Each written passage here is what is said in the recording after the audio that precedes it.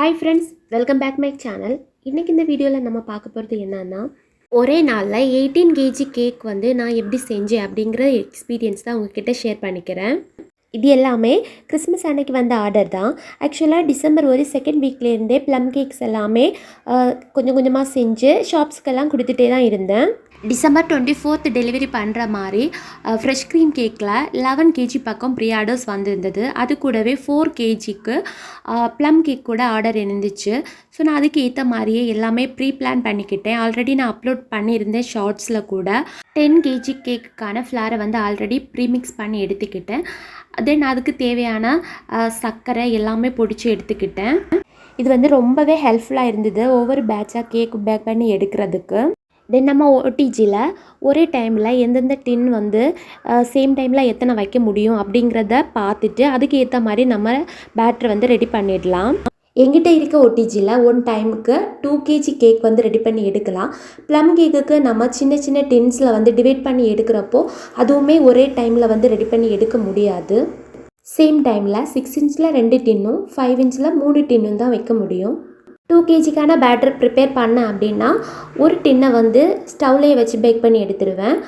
1 கேஜிக்கு ப்ரிப்பேர் பண்ணேன்னா 4 டின்லையை வச்சு ஓடிஜிலேயே ரெடி பண்ணி எடுப்பேன். இந்த மாதிரி தான் நான் ஒவ்வொரு பேட்சஸாக ப்ளம் கேக் எல்லாமே ரெடி பண்ணி எடுப்பேன். தென் நான் இப்போ தான் ரீசெண்டாக ஸ்டாண்ட் மிக்சர் வாங்கியிருந்தேன். அதுவுமே எனக்கு ரொம்பவே ஹெல்ப்ஃபுல்லாக இருந்துச்சு. 2 கேஜி பேட்டரெல்லாம் நமக்கு சேம் டைமில் ரெடி பண்ணுறதுக்கு கையால் நம்ம ரெடி பண்ணோம் அப்படின்னா பீட்டர் வச்சு ரொம்ப கஷ்டமாக இருக்கும், கையெல்லாம் வலிக்கும். 1 by 1 அடுத்தடுத்து நம்ம பண்ணுறப்போமே ரொம்ப கஷ்டமாக இருக்கும். ஸோ இது ரொம்பவே ஹெல்ப்ஃபுல்லாக இருந்துச்சு. ஸ்டாண்ட் மிக்சரில் இப்போ வரைக்கும் நான் எக் பேட்டர் மட்டும்தான் ப்ரிப்பேர் பண்ணுறேன். ஃப்ளார் போட்டதுக்கப்புறம் நான் கையாலே தான் மிக்ஸ் பண்ணி எடுப்பேன். ஸோ நான் அதில் எல்லாமே எக்ஸ்பீரியன்ஸ் பண்ணதுக்கப்புறமா அதை பற்றினா ஃபுல் ரிவ்யூ போடுறேன். இப்போ நான் ரெடி பண்ணி எடுத்துருக்கிறது 2 கேஜிக்கான பேட்டர். இதில் 5 டின் ஓடிஜிலையும் 1 ஸ்டவ்லையுமே வச்சு பேக் பண்ணி எடுத்திருந்தேன்.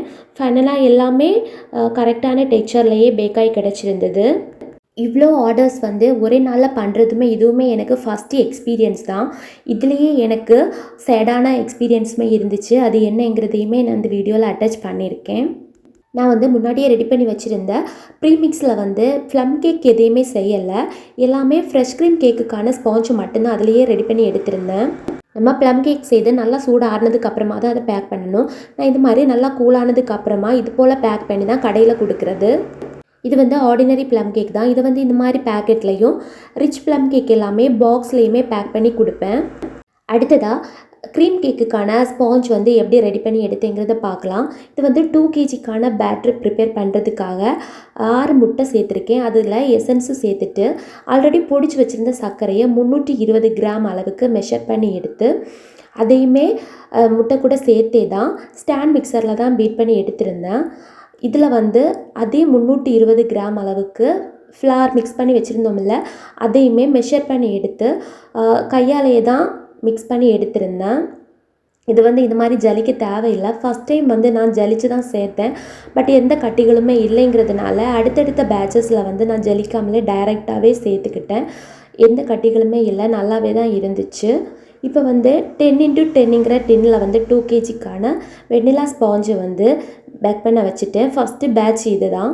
தென் அடுத்த பேட்சில் 1/2 கேஜிக்கான 3 கேக்கு, அதாவது 3/4 கிலோ பேட்டர் ரெடி பண்ணி எடுத்திருந்தேன். Next batch 2 KG black forest cake. அதுக்கு 300 கிராம் ஃப்ளார் ப்ரீமிக்ஸும் ஆட் பண்ணிவிட்டு 20 கிராம் கொக்கோ பவுடரும் சேர்த்து அதையுமே ரெடி பண்ணி எடுத்துக்கிட்டேன். 1/2 கேஜியில் எனக்கு 3 டின்னு தான் இருந்துச்சு. ஸோ இந்த போல் ஃபஸ்ட்டு பண்ணுற கேக்கு கூலானதுக்கப்புறமா டிமோட் பண்ணிவிட்டு அடுத்த பேட்சுக்கு ப்ரிப்பேர் பண்ணிக்கிட்டேன். அதுக்கு முன்னாடியே 1 கேஜியில் 2 கேக்கு 7 இன்ச்லேயும் 8 இன்ச்லேயுமா ஒரே பேட்சில் ரெடி பண்ணி எடுத்துக்கிட்டேன். அடுத்த பேட்ச் இதுதான் ஃபைனல். ரொம்ப லேட் நைட் ஆகிடுச்சு. ஸோ இந்த 2 கேஜியை 4 டின்லையாக டிவைட் பண்ணி வைக்கணும். என்கிட்ட 1/2 கேஜியில் 3 டின்னு தான் இருந்துச்சு. ஸோ நான் ஒரு டின்னு 7 இன்ச்சில் எடுத்துக்கிட்டேன்.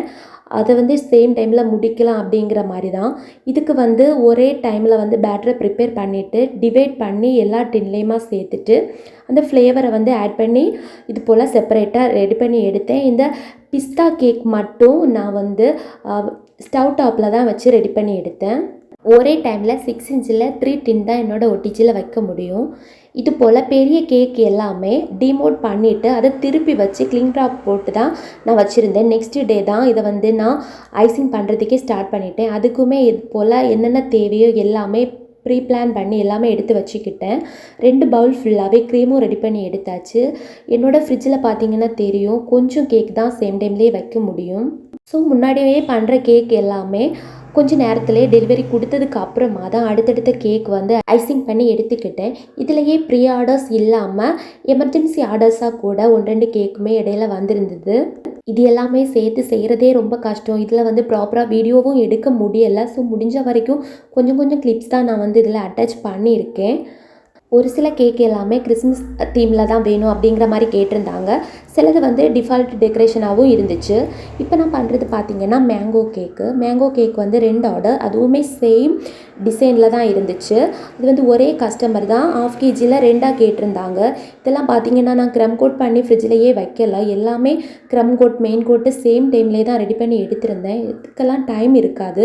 ஸோ அதனால தான், ஏன்னா கொஞ்சம் நேரம் வச்சுட்டு அடுத்ததை டெலிவரி கொடுத்தாகணும்.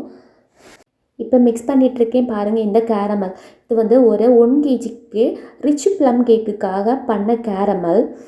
ஒன் சைடில் வந்து ஸ்டாண்ட் மிக்சரில் எக் பேட்டரை ரெடி பண்ணிகிட்ருக்கேன். இது வந்து ரிச் ப்ளம் கேக்கு ஒயினில் சோக் பண்ணது. அதுக்கான ஃப்ரூட்ஸ் எல்லாமே ரெடி பண்ணி எடுத்தாச்சு. எல்லாமே ரெடி பண்ணி எடுத்து எல்லாமே நல்லா தான் போயிட்டு இருந்தது. இதில் என்ன ஆச்சுன்னா, எனக்கு தெரிஞ்சு நான் பண்ண மிஸ்டேக் என்ன அப்படின்னா, எப்போவுமே நம்ம ஆயில் சேர்க்குறதுக்கு பதிலாக நான் அந்த பேட்டரில் வந்து எக் பேட்டரில் பட்டரை வந்து மெல்ட் பண்ணி சேர்த்துக்கிட்டேன். அது வந்து அந்த சூடு இருந்திருக்கிறதுன்னு நான் கவனிக்கலை. அதை அப்படியே மெல்ட் பண்ணி உடனே கொண்டு போய் சேர்த்தப்போ அதோட அந்த ஃபோமினஸ் எல்லாமே அந்த இடத்துலையே கொஞ்சம் அப்படியே குறைஞ்சிடுச்சு. இருந்தாலும் ஓகே பரவாயில்லைங்கிற மாதிரி தான் நான் மிக்ஸ் பண்ணி ரெடி பண்ண. பாருங்கள், இது கேக் மாதிரி இல்லை, ஒரு கல்லை விட அவ்வளோ ஹார்டாக இருந்துச்சு. நான் அப்போவே இதை வந்து கட் பண்ணியும் பார்த்தேன், முடியலை. தென் அதை ஒரு க்ளிங் ட்ராப் போட்டு 1 வீக் வச்சுட்டு எகெயின் எடுத்து பார்த்தப்போ அப்போவுமே அப்படி தான் இருந்துச்சு. எந்த சேஞ்சஸுமே ஆகலை.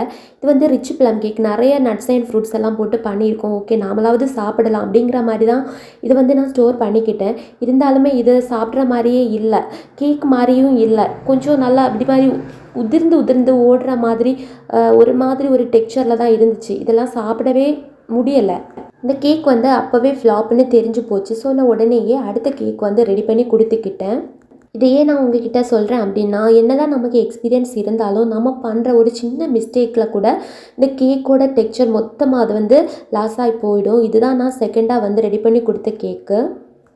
இது எல்லாமே ஒரே நாளில் டெலிவரி கொடுத்த rich plum cake, ordinary plum cake எல்லாமே செப்பரேட்டாக வந்து பேக் பண்ணி வச்சுருக்கேன். தென் அடுத்தது இது எல்லாமே இந்த கேக்கோட இமேஜஸ் தான். இதெல்லாம் ஒரு சிலது வந்து ஃபோட்டோ கூட எடுக்க முடியறதில்ல. லாஸ்ட்டில் பாக்ஸில் போட்டதுக்கப்புறம் தான் ஞாபகம் வந்து ஒரு கேக்கோட ஃபோட்டோ எடுத்திருந்தேன். தென் கிறிஸ்மஸ் அன்னைக்கு கூட ஒரு கேக் ஆர்டர் வந்துருந்துச்சு. அது இதுதான். இது வந்து 3 kg. இதை வந்து கரெக்டாக 3 ஹவர்ஸில் வந்து ரெடி பண்ணி டெலிவரியுமே பண்ணியாச்சு. இந்த வீடியோ உங்களுக்கு பிடிச்சிருந்தா லைக் பண்ணுங்கள். இப்போ தான் நம்ம வீடியோஸ் பார்க்குறீங்க அப்படின்னா சப்ஸ்கிரைப் பண்ணுங்கள். பேக்கிங் ரிலேட்டடாக ஏதாச்சும் டவுட் இருந்தால் கமெண்ட்டில் கேளுங்கள். உங்களோட கிறிஸ்மஸ் ஆர்டர் எக்ஸ்பீரியன்ஸை எங்கூட கமெண்ட்டில் ஷேர் பண்ணுங்கள். தேங்க்யூ.